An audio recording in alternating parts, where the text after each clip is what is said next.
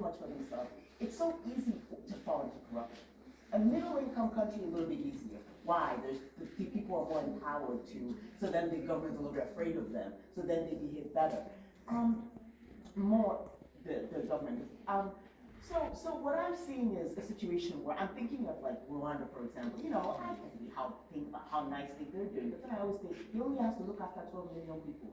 That's not so difficult now. You know, you can find, yeah, they all have free, they all have universal healthcare and all that. With 12 million people to look after, that's not so difficult, right? But in Nigeria, that, you know, somebody is a captain of a ship of over 200 million. That is a lot to ask of even the best-minded messiah, even the most well-intended person. If one person cannot do it, but even the most well-intended team may not be able to. It might be easier if we have a regional system that feeds into the federal, which is to say, we just decide that some things will just be done on a regional basis, and then some things will be done on a federal basis. Kind of how the whole argument we're having about state police and federal police, but really now in terms of just all management. Really, that something should just be done regionally, and then some things can be done, you know, by the federal government. And instead of with everybody looking to Abuja for everything, it makes it more difficult. So I think that can work. I mean, I think of Rwanda, I think of Singapore, which is another really successful example, because Singapore and Hong Kong were really successful before China was, before the big countries were. It's just so much easier when you're moving 5 million people, when you're moving 12. It's also easier to see when things are going wrong, for people to wake up and say, we see that there, we see that there. It's easier to hold the leaders accountable because it's more evident what is going wrong. When you have 200 million people in a big country, it's so easy to hide so much. You can hide anywhere. You're like, you can't go to Medjugorje, you know, becomes so, it's more difficult. So I think that for the kind of country we are, maybe we'll get to a point where that will be easier, but for the kind of the place we are, doing things on a regional basis would just seem so much easier. Okay, I wanted to say something, so maybe you can just continue from yes, there. For me, what you just said now, you're talking about regional system. And now Nigeria, the way we are right now, some people in some states are calling to have more states in some states. So when we talk about regional, because before you go even into that regional system, it means that there must be a conference. We all must agree that this is the way to go.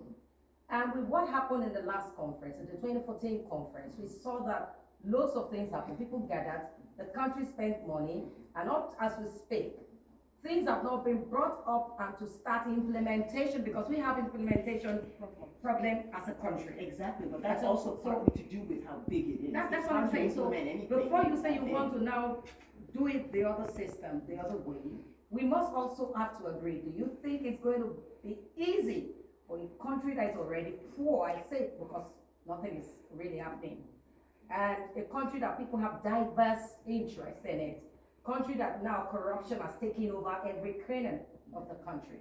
Do you think it's going to be easy to now say, okay, let's sit again, that's another conference, let's sit again and let's agree? Do you think that will really work now at this stage? I mean, it's funny because you are making. Should we start talking about it? We should start talking about it and have a referendum on it. Maybe the way they did Brexit, have a referendum on. Let's vote on whether we should be. Let's vote on how we want to go, the direction we want to move in. We can have the people vote on it, and that would be really interesting to see what the outcome of that would be. We can start talking about it. I mean, we've been talking about it informally. I don't know about what's going on in government. What I mean to say is I hear it all the time in the casual talk and in news talk too. But I don't know at the government level they're having such discussions at all. Or they're just, it's also easier when the country is so big for the government class, for the elite class to become their own club that is disconnected from the people. So that's going to be a long-term plan or a short. Now there are issues. What do you think are the short-term plans? Now, why we have, because that's going to take time for us to now agree.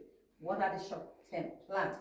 Okay, honestly, a lot of what I also tend to think is that the private sector sometimes, the people in Nigeria who are doing well sometimes don't take enough of their own responsibility too. I mean, there's a lot of, the private sector in Nigeria is very successful. So I think that they should, in fact, take on some of the job that government does sometimes.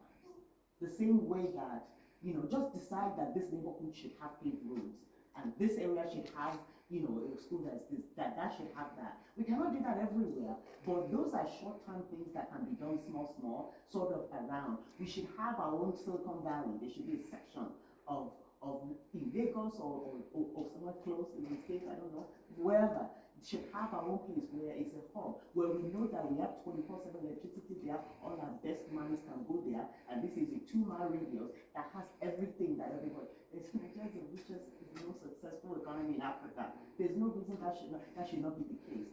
Botswana has that, other places have those amenities. There's no reason why we shouldn't. I don't know why we don't. We have a hard, I think that maybe because like the previous guest says, nobody trusts each other in Nigeria, and everybody sort of looks up. That's unfortunate, because we're not going anywhere if we don't start to do that, and we're not going anywhere if we don't start to team up around these ideas and do it. And if the government isn't doing it, the private sector people need to do it more and more. But Barrister Femi, you see, all what you say, you're so correct. But the problem we have in this country is corruption. Corruption has eaten us up, that we can't agree. Because we know when we agree, some people will be losing. The elites that you're talking about, they're losing. They're losing. When we start sitting together, when we start talking about this, what you are profiling is a solution. You understand? Only if we can come together and do what you're saying, it's going to work for us. It might not work 100%, but I can tell you it can take away 60% of our problems. Yeah. But the problem we have, the elites are corrupt.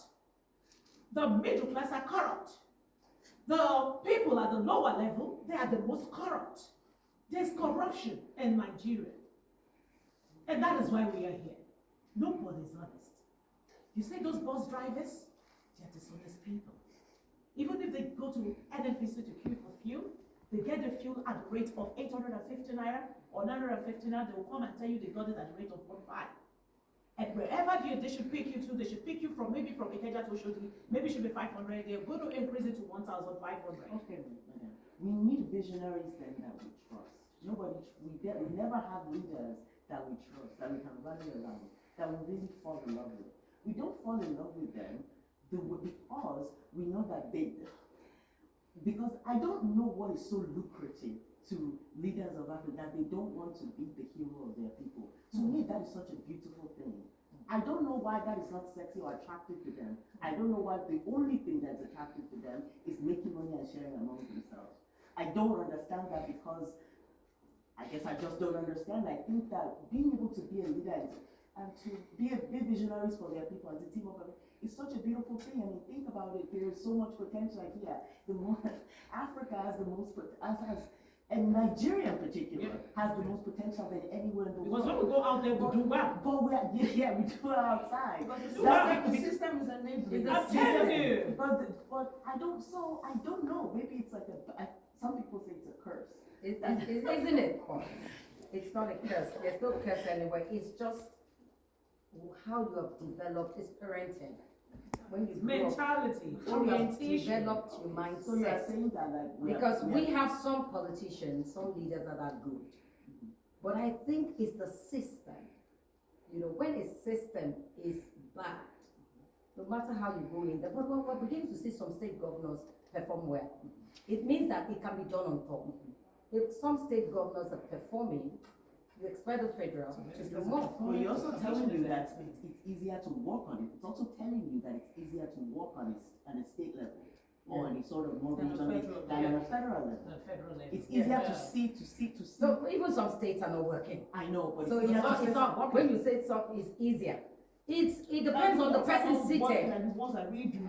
It depends on the system when you are sitting. But it does the intentions, the law for your people. Because when you have to please people, people have to want the same thing to please them. Yes. And so when you have state basis or you have a little more regional basis, then it's easier to please people. It's easier to lift them up because at least they're looking in the same direction. Up means the same thing to them. Yeah. If up means one thing to one group and up means something else to someone else, and up means something and they have to figure out what to do to please all of them in order to win an election, then you will lie to them. Because you will say this kind of this to this one, and then you say that kind of that to that one, and then you say that kind of that, all to bring them all together to have a victory. Yeah. So it's not, I mean, that happens in so many countries, right? But for us, it's such a crucial problem because we need to So develop. very Stephen, you We have believe so much- Nigeria is still going to work again? Huh? Nigeria will work Yeah, I again. agree. Do you believe there's a light at the end of the tunnel? I do Because believe there's a South light Africa at the said end of the there's no tunnel. tunnel. I do that. I think we do need to change to more federalist system. We can do things more easily regionally because we can look in the same direction more and really go toward it. And if the people that here like it, they can go and visit there. I mean, there's so beautiful, so many beautiful things about our country being diverse. It's amazing. I like all the different languages. I like all the. Yeah. I mean, as someone who Nigeria lives is in a other places, beautiful as people. someone who lives in other places in the world, that naturally I think that's cool. But I do see how like if A wants B, this, B wants that. If everybody wants something different, it makes it more difficult. But I think that if we do work the way like a country like Rwanda does or like Singapore does, on a smaller level, it'll make things move ahead faster. And you can see what someone else is doing that you like and copy them. And you can see what that one's doing that you like and copy them. Why? Because the decision has been made. And it's not like, it's not stuck. It's not something that's not moving. That's not moving, that's just going side by side. Yeah, it's something that's actually moving. All right, very Stephen, That's you know not what? I agree with you. I agree with you. All right, moving on, we have to run up the segment. We know where to go, but we have to go. But before we go, let's quickly take the stories from the dailies. The Guardian newspaper concerns as fuel price hike, weak naira dampen inflation outlook. You have the big story on page 6 of the Guardian, and we have a story here, an analyst here. Commuters pay over 50% more for fares with hike in fuel prices. It will cost a minimum of 70,000 naira, an equivalent of the monthly minimum wage to fill an average utility vehicle. And food prices, we have rice at 95,000 naira, beans at 230,000 naira. Beans is now the queen of food. No more rice. You know, before in those days we eat beans a lot because beans was cheaper and gari too used to be cheap. So you just do beans and curry. And guess what? If you eat beans and curry, you will eat beans for the rest of the day because all you keep doing is drinking water. You have to drink water. So now beans is now the king of foods. You know what I'm talking about? Beans is now 230,000 naira, and tuber of yam is being sold at 6,000 naira, and gari is now 56,000 naira, and pepper 100,000 naira. Bread at the rate of 1,800. I don't know where you get this from. I still got bread at the rate of 1,900 as at yesterday. 2,000 where I live. Okay, thank you very much. Okay. Thank you very much. Let me go over to Punch. We have this one. Newspaper. 1950. Okay, let's take this on the Punch newspaper. Edo Governor poll. Petrol prices strengthening election as APC, PDP set for showdown. And we have this one. Tinubu visit Borno, pledges support for flood victims. Ogun landlord defiles tenant 14 years old daughter. That's all we can take for today.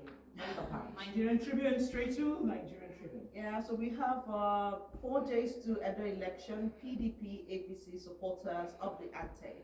And riders are Ighodalo slams 200 billion naira suit on Shomole over alleged defamatory comments on Plan Well. The major headline for Tribune is IP man tackles NNPCL over petrol price template. The riders are, says it's senseless to sell Dangote fuel higher than imported one.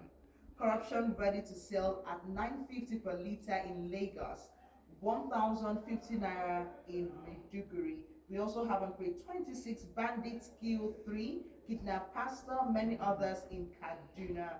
Again, gunmen kill 5 in Plateau State. Then lastly, on the Tribune, I'll take Nimet predicts 3-day thunderstorms rain from today, Tuesday.